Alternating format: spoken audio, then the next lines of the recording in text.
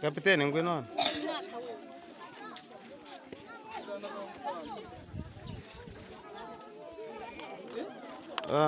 Turagira ngo tuganire n'iyi kipe wari ubereye kapiteni uyu munsi kuri uyu munsi mukuru w'abagore, umunsi mwiza wabereye mu kagari ka Kirehe ku rwego rw'umurenge, mukaba mwahuye n'indi kipe yaturutse mu kandi kagari.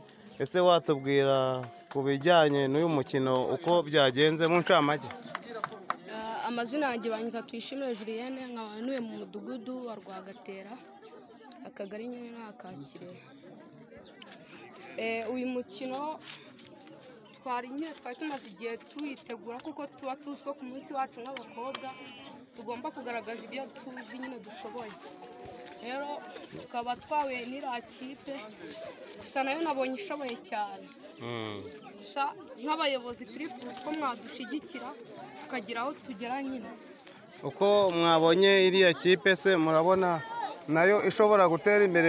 Ese mwayitsinze ibitego bingahe, bo batsinze bingahe uyu munsi, kugira ngo byibura dusangize n'abandi batari bari hano kuri uyu munsi ibyabereye muri iki kibuga? Ikipe twayitsinze ibitego 5-1.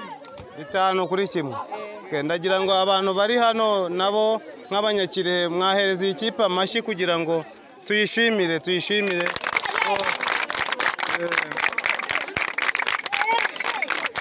Ngira ngo rero nk'uko abadukurikiye kuri kamera barimo kubibona, turagira ngo tubashimire ko mwitwaye neza mu kibuga, kandi nk'uko tubwiye wari uhagarariye ikipe, ariko tubwira ati n'indi ntiyoroshye, ariko biragaragara ko mwebwe ikipe itoroshye cyane ko rimwe mwatsinze 5-0.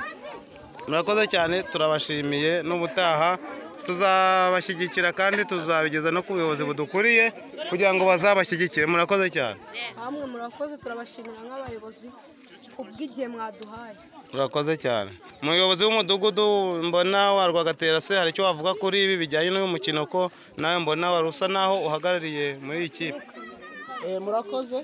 Nk'uko mubivuze, ndi umuyobozi w'umudugudu wa Rwagatera. Ku batanzi, amazina ni Manishimwe Theoneste, nkaba n'umutoza w'iyi kipe y'umudugudu wa Rwagatera. Muri iki gikorwa rero cy'umunsi mukuru w'abari n'abategarugori, biradushimishije cyane, birongeye bitwubakiye icyizere nka Rwagatera ko dutahukanye intsinzi, kandi tukaba twishimiye ko namwe mwahageze nk'ubuyobozi mukadushyigikira. N'ubundi nitubifashisha nk'umudugudu tukabahamagara muzadusure, kandi namwe bayobozi aho muzadukenera turahari.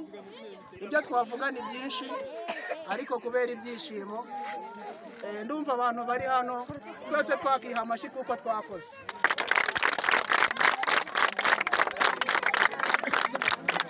Murakoze, ndabashimiye. Murakoze cyane, namwe mugire umugoroba mwiza.